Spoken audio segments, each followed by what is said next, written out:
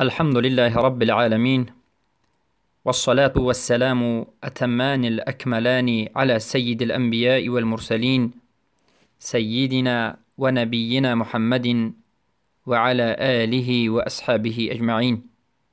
أما بعد، السلام عليكم ورحمة الله وبركاته. بإذن الله سبحانه وتعالى این حلقه 33 از آموزش کلمت التوحید لا اله الا الله محمد رسول الله می باشد که معنیش نیست معبود برحق بجز الله و محمد صلوات الله ربی و سلامه علیه محمد رسول الله صلی الله علیه و سلم می باشند. در حلقه های گذشته به شما شرط اول علم و تمام مسائلی که تعلق به علم دارد و ضد علم کفر الجهل و تمام مسائلی که به کفر الجهل دارد تعلق دارد، و بعد از این شرط دوم الیقین و تمام مسائلی که تعلق به یقین دارد، و بعد از این ضد یقین که این شک بود کفر و شک با تمام مسائلش و دلیلهایش به شما شرح و توضیح و بیان کرده شد. اما در این حلقه باذن الله سبحانه و تعالی ما به شرح و توضیح شرط سومی لا اله الا الله خواهیم گذشت. شرط صحت کلمه لا اله الا الله این چنین صدق است که این شرط سوم است. و شیخ سلیمان ابن حمدان در ابیات های زیبای صدق را بیان می کنند و می گویند و ثالثها الصدق المنافی لضده من الكذب الداعي إلى كل مفسد وعارف معناها إذا كان قابلا لها عاملا بالمقتضى فهو مهتدي وطابق فيها قلبه ولسانه وطابق فيها قلبه للسانه وعن واجبات الدين لم يتبلد رحمه الله رحمة واسعة. در این ابیات های کوتاه میگویند که و سومین شرط صحت لا اله الا الله این صدق است که نابود کننده ضدش کذب و دروغ باشد، که دروغ این برنده به سوی تمام مفسدی هاست و فسادی هاست. یعنی همین دروغ است که انسان را به سوی تمام بدی های و مفسده ها میبرد. پس صدق این چیزی است که میگویند انسان معنای لا اله الا الله را بشناسد و معنایش را قبول بکند و به همین دانستنش و قبول کرده اش عمل به مقتضای همین لا اله الا الله بکند. پس این مهتدی هست کسی که معنای لا اله الا الله را میداند، قبول میکند، عمل به طلبات های لا اله الا الله میگن فهو مهتدی، این هدایت شده است. پس معنای لا اله الا الله را در قلبش و لسانش تطبیق بکند و واجبات دین را به جا بیارد. پس همین انسان کسی است که صادق باشد. یعنی همین انسان کسی است که صادق است. ببینید چقدر ابیات کوتاه و معنای تمامی صدق را ذکر نموده است. و سومینش این صدق است که نابود کننده ضدش از دروغی که انسان را به سوی فساد میبرد بفهمد معنایش را و به قبول بکند و عمل بکند به مقتضای لا اله الا الله. پس این مهتدی هست و صدق را در قلبش و زبانش تطبیق بکند و با واجبات دین عمل نماید. پس این صادق است، کسی که صادق است و صدیق است. بارک الله فیکم. پس صدق چی معنی دارد؟ ما همیشه میگوییم که هر یک لغتی که در شریعت اسلام استفاده شده است، ما باید معنای لغوی و معنای شرعی را نگریم.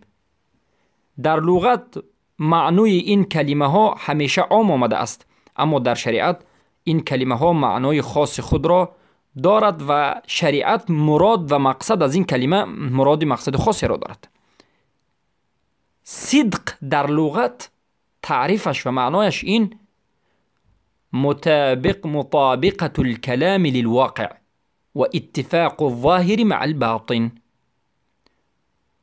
مطابق شدن کلام انسان به واقعیت، یعنی یک انسان سخن میگوید، همین سخنی کرده ایستاده اش، گفته ایستاده اش مطابق حالش هست.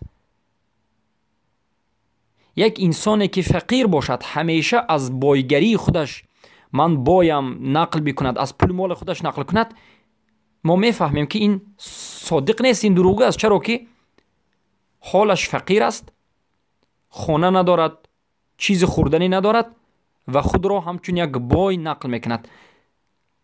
سخنش مطابق واقعیت نیست. اما صدق همون چیزی است که سخن مطابق حالش باشد، یک انسان حالت واقعی خود را نقل بکند. و اتفاق ظاهر مع الباطن، و این چنین صدق همون چیزی است که ظاهر انسان و باطن انسان به همدیگر اتفاق بکند، موافق آید. پس اگر انسان درونش به بیرونش و بیرونش به درونش موافق نآید، این صادق نیست. بارک الله فیکم. پس صدق این چیست؟ صدق ضد کذب است. صدق این راستی، ضد دروغی. برای همین علما میگن هر یک کلمه که در زبان عربی فهمیده میخواهید، معنای این کلمه رو هم فهمید و ضد این کلمه رو فهمید. مثلا با یک کسی فهمانیدنی شدید که روز، اما وقتی که روز رو نفهمید، نهار روز رو فهمیدن نتوانست، شما به میفهمید که روز و ضد روز شب، تاریکی. روز نور و روشنی، ضد شب. و از این انسان میفهمد که بله، شب رو که فهمید روز رو میفهمد. اگر خود کلمه رو نفهمد، به ضد کلمه میفهمد. صدق این راستی. اگر صدق رو خواهید که باز خوبتر فهمید، بدانید که ضد صدق این دروغین. و صدق فرق ندارد که در گذشته، اصل صدق البته در سخن است. اصل صدق در سخن است اصلش، اما فروعها در عمل هم دارد. لیکن اصل صدق در کجا استفاده برده می شود؟ در قول، در سخن. در سخن گذشته یا آینده فرق ندارد. و اصل صدق این متعلق به خبر است. یعنی صدق عادتا به کجا تعلق دارد؟ به خبر. یعنی تصدیق کردن و راست شماریدن خبر. و در بعضی حالتها در غیر خبر هم استفاده برده می شد. و صدق این کلمه متعدی هست. البته در زبان عربی، گراماتیک زبان عربی، ما علم النحو و علم صرف داریم. در علم صرف کلمه های هست که جامد و متعدی. کلمه های هست که خودش فاعل دارد و کلمه های هست که خودش فاعل ندارد. کلمه های هست که بی فاعل آمدنش ناممکن است، باید فاعل کننده کار در حقیقت جداگانه حتما ذکر بشود، و کلمه های هست که به فاعل نیازی ندارد. پس بارک الله فیکم. کلمه هایی که به فاعل نیاز ندارد و خودش فاعل را در بر میگیرد، این را متعدی میگند. چگونه که الله سبحانه و تعالی ذکر میکند صدقت الرؤیا، ای ابراهیم خوبی که تو دیدی راست است. یعنی در خواب دیدنت راستی. ببینید، یعنی در اینجا کلمه صدق به تصدیق خبر رفته است. یعنی به خواب بینی درست کردی. خبری که به واسطه خوابت به تو آمد، وحیی که به واسطه خوابت به تو آمد، این راست است. لقد صدق الله رسوله الرؤیا فلو صدق الله. یعنی همه اینها تصدیق به خبر است. پس صدق دلالت به قوت یک چیز میکند. صدق دلالت بر قوت چیزی میکند. چخیلی که ابن فارس در معجم ذکر میکند. ابن فارس یکی از علمای بزرگ مشهور اهل سنت و الجماعت در مسئله لغت. کسی که خواهد که یک لغت را بفهمد چندین کتاب‌های معروف عربی است، به مانند معجم، به مانند لسان العرب، به مانند بحر المحیط للفیروزآبادی. اینها علمای اهل سنت و جماعتی که کلمه های عربی را معنیداد لغوی درست کردند. ابن فارس در کتاب معجم میگن که فالکذب لا قوة فیه بل هو باطل. دروغ هیچ قوت ندارد. دروغ این چیزی است که در وی قوت وجود ندارد، بلکه دروغ این باطل است. اما صدق این چیزی است که در این قوت است و این باطل نیست بلکه حق است. و این چنین از همین کلمه صدق صداق گرفته شده است. صداق این مهر است، مهری که مرد به زن پیش از نکاح میتید یا که موافقه میکند بعد از نکاح میتید. معروف است مهری هر یک مرد مؤمنی که زن میگیرد، هر یک مرد مسلمانی که زنی مسلمان را میگیرد مهر است. چرا صداق را مهر گذاشتند؟ برای اینکه میگن علما لقوته فی استباحه النکاح. صداق را برای همین مهر را برای همین صداق گذاشتن که یک قوت سخت دارد که نکاح را برای شما حلال میکند. یعنی یکی از شرطهای نکاح است، صداق گذاشته شده است. یعنی این هم دلالت میکند که کلمه صدق معنای بینات قوی دارد و صدق چی است؟ قوی هست، با قوت است. و صدقه لقوتها فی الحق. صدقه، چرا صدقه رو صدقه گذاشتن؟ نفقه که ما میدهیم چرا صدقه نامه شد؟ برای اون که میگن لقوتها فی الحق، از سبب قوتش زیاد بودن در حق. و صدیق هو من یصدق فعله و قوله. صدیق کیست؟ ما میگیم ابوبکر صدیق. اینم از کلمه صدق گرفته شده است. اصلش صدق است، لیکن صدیق مبالغه هست. یعنی کسی که فعلش، عملش و کردهایش و سخنش و قولش راست است، به هم دیگر موافق است و راست است، همیشه راست است. و علما میگن صدیق این کسی که هو دائم الصدق و التصدیق. این چنین صدیق این کسی است که همیشه در صدق است. صدیق کسی است که همیشه در صدق و راستی است و همیشه حق را تصدیق میکند. الله اکبر، الله اکبر. و البته این لقب بزرگی ابوبکر صدیق رضی الله عنه را به ما میفهماند. ابوبکر صدیق کیست؟ ابوبکر صدیق کسی است که فعلش و عملش و سخنش همیشه راست بود و همیشه در صدق راستی بود و همیشه تصدیقی حق میکرد. ببینید معنای صدیق چگونه بزرگ است و از صدق گرفته شده است. شیخ علامة الحافظ ابن القیم الجوزی رحمه الله در کتاب مدارج السالکین، یکی از بزرگترین کتاب خود، میگویند الصدق حصول الشيء وتمامه وكمال قوته.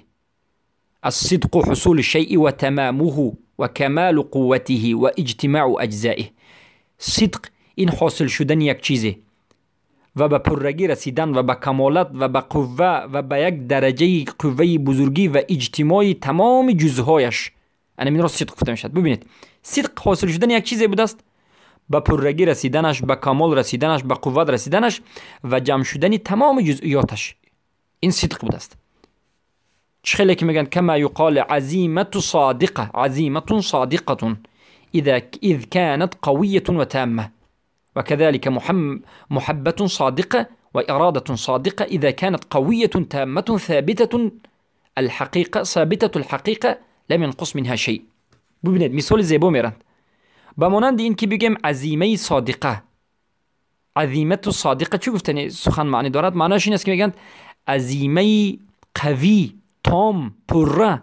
و این چنین با مانند این که محبت صادقه بگیم، یعنی محبت، دوستداری حقیقتا راستین صادق دارد.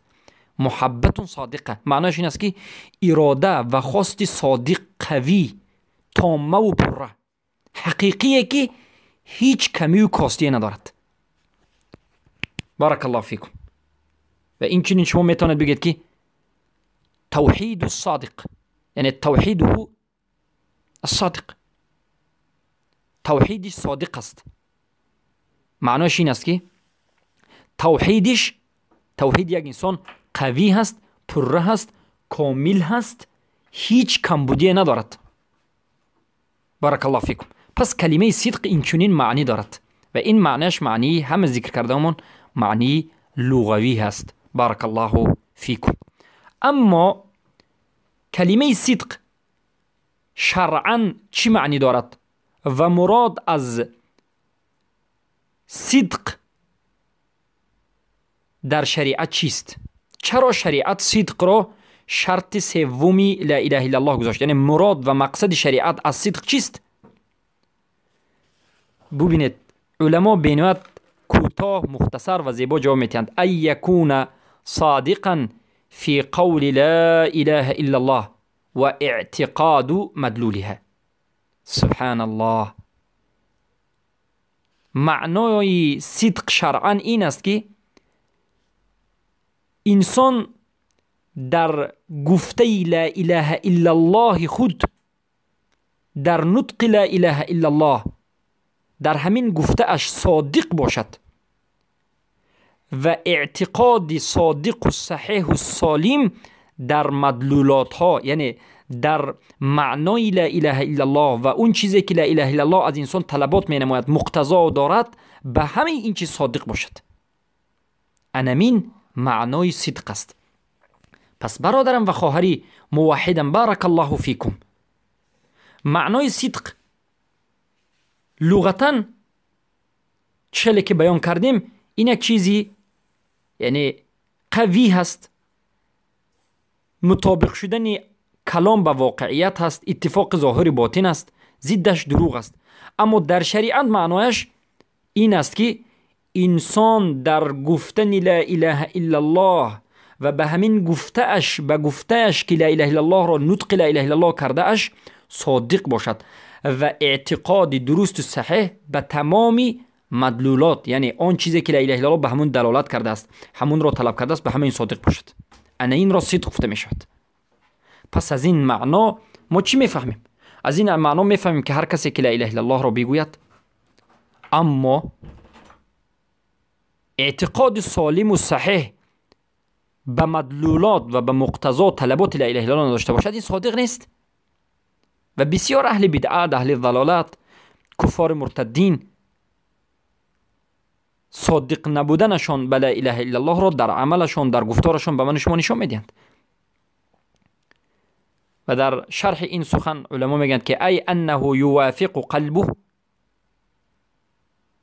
ما اظهره و قاله بلسانه و یوافق باطنه ظاهره. معنای این سخنه که ما پیشتر گفتیم که انسان به گفته لا اله الا الله که گفته است صادق باشد و اعتقاد صحیح سالم به مقتضای لا اله الا الله باشد. معناش این است که میگن یعنی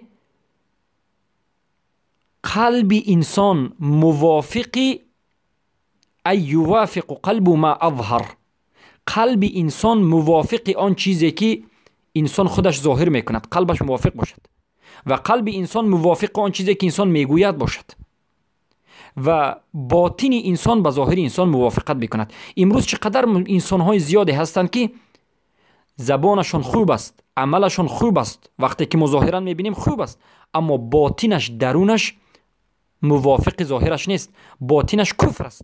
چخیلی که منافقین همچنین هستند. برای همین حتی در بین مسلمان ها جاسوسی میکنند. ظاهرا حجاب پوشیده است، ظاهرا ریش گذاشته است، ظاهرا نماز میخواند، اما جاسوس است و ضد قرآن و سنت کار میکند. پس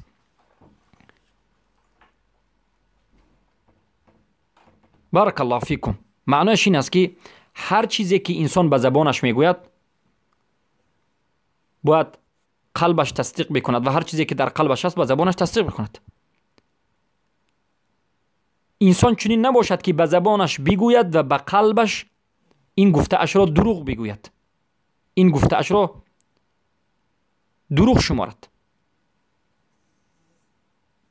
یا که این گفته اش را نخواهد، یا که این گفته خودش را دوست ندارد بلکه بد ببیند، قبول نکند،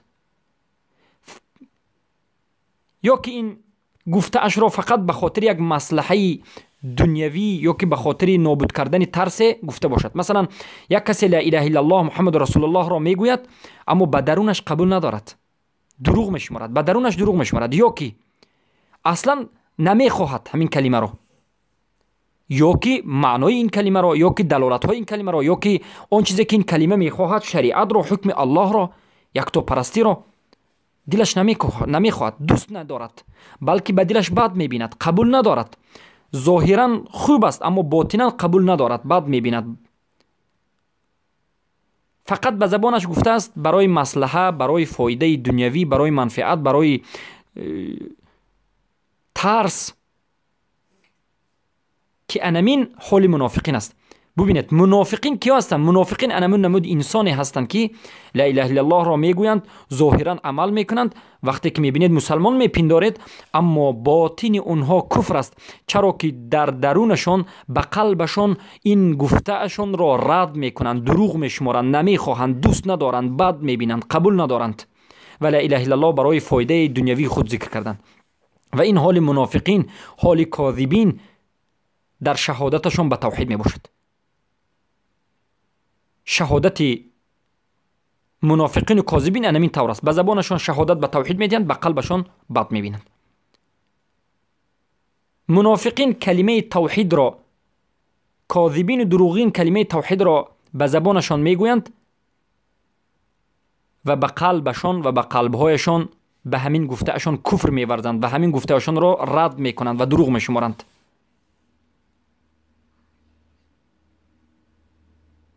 بارک الله فیکم. و این چنین به ظاهرشان، ببینید به ظاهرشان یگون به جسمشان یگون شکننده، یگون نواقض نشان نمیدهند. یگون شکننده از شکننده های اسلام را ظاهرا از این منافقین نمیبینید، ظاهرا نمیبینید. به دلالت های لا اله الا الله، به مقتضای لا اله الا الله یگون شکننده را انجام نمیدهند. پس اما باطناً به کفر می روند. بارک الله فیکم. بارک الله فیکم. پس این بود معنای صدق شرعاً. این بود معنای صدق شرعاً و مراد و مقصد شریعت از کلمه صدق. صدق به نهایت مرتبه و منزله و درجه بزرگی دارد و صدق اینچنین در بین یقین و اخلاص به نهایت منزله بزرگی دارد. یقین، اخلاص، صدق، این سه چیزهایی که به همدیگر هیچ به وجود نمی آید. صدق منزله بزرگ در دین دارد و به نهایت اهمیتی خاص و بزرگ خود را دارد، زیرا که دین به صدق قبول نمی گردد. دین انسان، دین مسلمان، دین اسلام به صدق قبول نخواهد شد و صدق این علامت جدا کننده بین مسلم و منافق است. و با همین صدق و با همراهی صدق، یقین و اخلاص انسان به بالاترین درجه های جنت خواهد رفت. و چقدر زیاد الله رب العزت و الجلال صادقین را، موقنین و مخلصین را، ببینید صادقین، موقنین این یقین، کسانی که صفت یقین دارن گفتیم موقنین، و مخلصین انشاءالله اخلاص که بعد از این می آید، اینها را چگونه ثنا و ستایش کرده است. و این سه مقام، مقام صدق، مقام موقن یقین و مقام مخلص، یا که مقام یقین، مقام صدق و مقام اخلاص، به نهایت بین همدیگر ارتباط و تعلق و علاقه شدید و سخت دارد. و هر کسی که وحیین را، قرآن و سنت را تأمل می کند، می اندیشد بین این سه مرتبه، صدق و یقین و اخلاص، نزدیکی و تقارب را در حقیقت می فهمد و حس می کند. و یگان نفر از اهل توحید، یگان نفر از اهل کلمت التوحید به آتش دوزخ نمی دراید مگرم به سبب کم بودن صدقش. ببینید سبحان الله، یعنی اهل توحید، اهل کلمت التوحید هم به سبب کم بودن صدقش داخل دوزخ شدنش ممکن است. علما میگند یگان نفر از اهل کلمه توحید به دوزخ نمی دارد مگرم بجز کسانی که اهل توحیدند اما صدقشان کم است، در مسئله صدق مشکلی دارند، اینها به اهل دوزخ یک بار جای میکنند، یک بار به دوزخ میدارند تا اینکه گناهشان نابود میشد و البته عاقبتشان جنت است. برای همین کلمت التوحید را حتی کلمت الصدق هم میگویند. ببینید چقدر صدق علاقه بزرگی به دین دارد که کلمه توحید را کلمت الصدق هم میگویند. بارک الله فیکم. با همین این حلقه را به پایان میرسانیم و باذن الله سبحانه و تعالی در حلقه های آینده دلیل های را برای اشتراط صدق به لا اله الا الله از قرآن و از سنت و از اقوال علما به شما